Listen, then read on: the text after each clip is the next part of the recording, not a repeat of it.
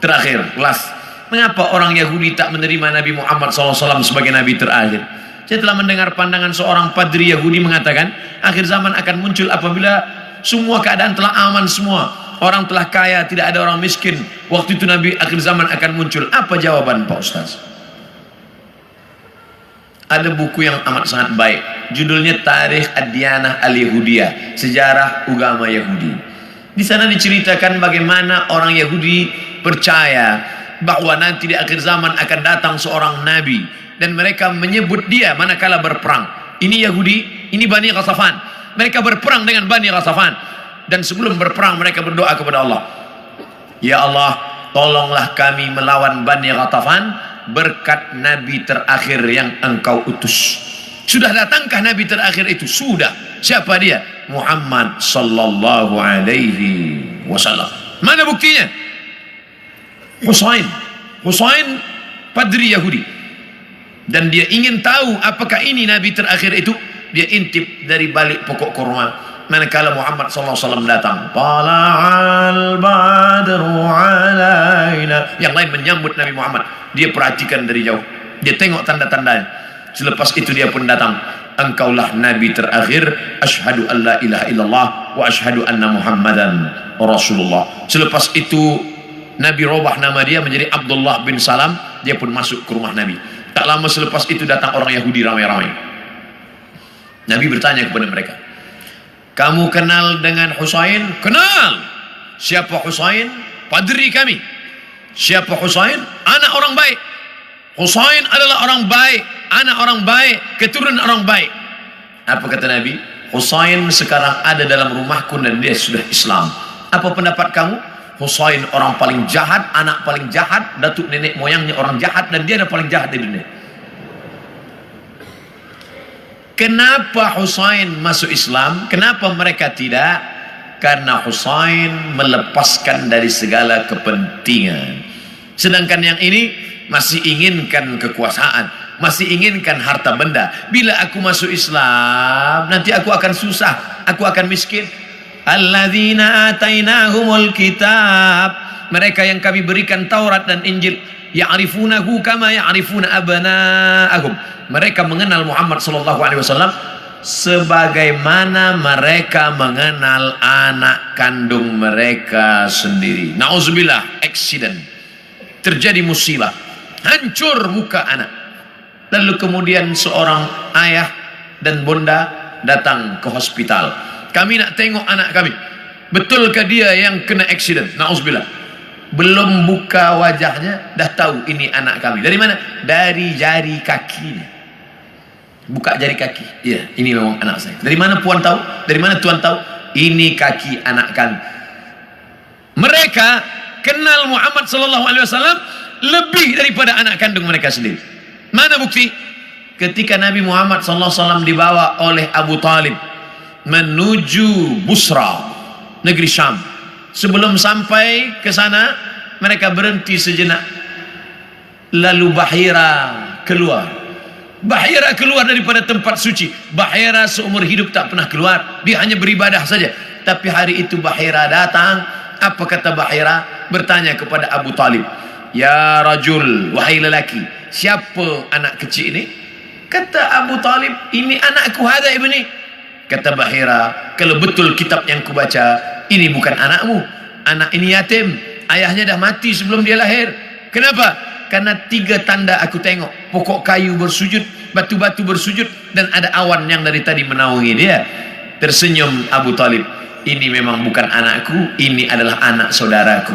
Karena orang biasa berkata anak saudara itu anak kita juga. Anak saudara, anak kita. Rumah saudara, rumah kita. Tapi bini dia bukan bini kita. Ini siapa? Ini anak saya. Itu kan bukan anak ustaz. Itu kemana kan ustaz, anak saudara? Udah macam anak saya. Begitulah Bahira tahu bahwa ini anak ayahnya sudah meninggal. Itulah yang ditulis dalam syair Al-Barzanji. Walamma tamma min hamlihi, ketika hamilnya sempurna, syahrani 2 bulan, ala ashhuril aqwalil marwiyah, menurut hitungan bulan qamariyah. Tufiya bil Madinatil Munawwarati abuhu Abdullah, meninggal ayahnya Abdullah 2 bulan. Kenapa mereka tahu? Kerana itu tertulis dan dituliskan dalam Al-Quran surat As-Saff, ya'ti mim ba'dismuhu Ahmad, akan datang nabi terakhir nanti dan dia bernama Ahmad. Kenapa yang datang itu Muhammad? Muhammad masyhur di bumi, Ahmad masyhur di antara malaikat. Ahmad dia, Muhammad dia, Toha dia, Yasin dia, Al-Fatih dia, Al-Khatim dia. Al-Fatihu lima ughliq wal khatimu lima sabaq nasirul haqqi bil haqq yahdi ila siratikal mustaqim. Dialah Al-Aqib, dialah Al-Hashir, huwa Ahmad, huwa Muhammad, huwa Toha, huwa Yasin, huwa Khatim, huwa Al-Fatih, huwa Al-Aqib, huwa Al-Hashir, huwa Al-Hami. 99 ini nama-nama, tapi dia juga adalah Muhammad sallallahu alaihi wasallam. Kenapa mereka tak beriman?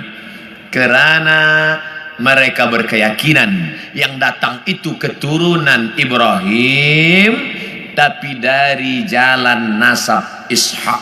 Ibrahim punya anak Ishak, Ishak punya anak Yakub. Yakub, nama lain daripada Yakub Israel. Maka anak cucu Yakub disebut dengan Bani Israel. Yakub punya anak Yusuf, Yusuf punya saudara lelaki bernama Yahuza. Cucu cicit keturunan Yahuza disebut dengan Yahudi. Mereka ingin nabi terakhir itu keturunan Ishak, Yakub, Yahuza. Sedangkan yang lahir terakhir ini Muhammad SAW, anak Abdullah, anak Abdul Muttalib, anak Hashim, anak Abdi Manaf, anak Qusay. Qusay lah yang membina Darun Nadwah di kota Makkah Al-Mukarramah. Cucu cicit keturunan daripada Adnan, Adnan keturunan daripada Ismail, Ismail anak daripada Ibrahim alaihissalam. Falamma ja'ahum ma arafu, ketika mereka didatangi, ketika datang orang yang mereka kenal itu, kafaru bih, mereka pun kafir dan ingkar. Padahal beza mereka hanya 2 simpang saja, satu simpang Ishak, satu simpang Ismail. Mereka tak percaya. Bagaimana dengan kita orang Melayu? Andailah orang Melayu tak nak beriman kecuali dengan Nabi Melayu. Aku tak nak Nabi seorang Arab, ingin Nabi yang Melayu, pakai baju Melayu, pakai songket Melayu. Aku Abdul Somad, saya Abdul Somad, tak pernah mempermasalahkan apakah dia datang dari Arab, apakah dia dari Quraisy. Yang penting aku bersyahadat asyhadu an la ilaha illallah wa asyhadu anna Muhammadan Rasulullah. Islam, makna Islam istislam. Makna istislam al-inqiyad wa ta'ah, patuh dan taat. Datang dia sami'na wa ata'na. Hari ini semua bumi Melayu bersyahadat, semua mengalahkan Egypt, Mesir. Sampai hari ini Mesir masih ada lagi yang tidak Islam, Arab tapi tidak Islam. Jordania Muslim, tapi Irak masih ada lagi Maronit. Mesir masih ada lagi Koptik. Tapi kita bumi Melayu, kalau sudah disebut Melayu adalah Islam. Melayu tanpa Islam hilang me-nya, tinggal layunya saja lagi. Oleh sebab itu kita bangkitkan izzah ini, kita bangkitkan kekuatan kita dengan tidak memusuhi orang lain. Orang Melayu adalah bangsa Muslim yang terbuka untuk segala golongan. Tuan boleh pergi ke Pulau Sumatera, tengok kampung Melayu Deli, Medan, North Sumatera Utara. Di sana ada nama Kampung Kling, kerana ada tempat orang Hindu yang dibawa oleh Inggris masa dulu untuk memetik tembakau. Sampai hari ini masih ada. Di sana pula ada kampung nama Pecinan, tempatnya orang saudara kita daripada Chinese, Tionghoa, masih ada tegak berdiri.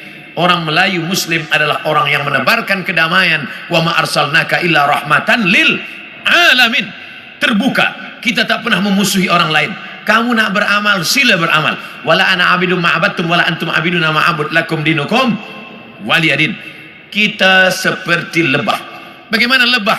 Lebah itu tak pernah makan yang tak baik. Yang dimakan lebah itu hanya manis dari bunga-bunga. Sampai hari ini belum ada lebah guna dadah. 2, yang keluar daripada lebah pula elok-elok saja, yaitu madu lebah. Kenapa saya minum madu penyakit gula, diabetes saya? Yang salah bukan lebah, tukang jual lebah campur gula. Yang ketiga, bahwa lebah hinggap di ranting, tak ada ranting patah. Sampai hari ini lebah hanya membuat sarang di kayu tualang yang besar. Tak ada lebah patahkan ranting. Lebah tahu ini sesuai, ini tak sesuai. Yang keempat, lebah jangan diganggu. Orang Islam jangan diganggu. Bila engkau ganggu sarang lebah, dia akan kejar engkau. Masuk pun engkau ke sungai, dia akan tunggu. Bila engkau tak bernafas, engkau tarik nafas, di situ dia guna. Kepala engkau akan bengkak. Hati-hati dengan lebah. Dan lebah ada senjata satu saja. Di ekor lebah ada satu senjata. Lebah tahu, bila aku dah guna ini aku akan mati. Sengatan lebah diguna sekali seumur hidup. Dan kalau dia sudah pakai, orang akan kena, dia pun akan mati. Bagi lebah, lebih baik berputih tulang daripada berputih mata. Ini tak betul juga, sebab lebah tak bertulang. Bagi lebah, lebih baik mati, tapi mati syahid, iskariman au mut syahidan. Oleh sebab itu berhati-hati. Mathalul mu'minin kamathalin nahli. Perumpamaan orang-orang beriman seperti lebah. Lebah. Kita gunakan filosofi ini dalam kehidupan kita. Mudah-mudahan kita selamat di awal zaman, selamat pula di akhir zaman, insyaallah. Amin.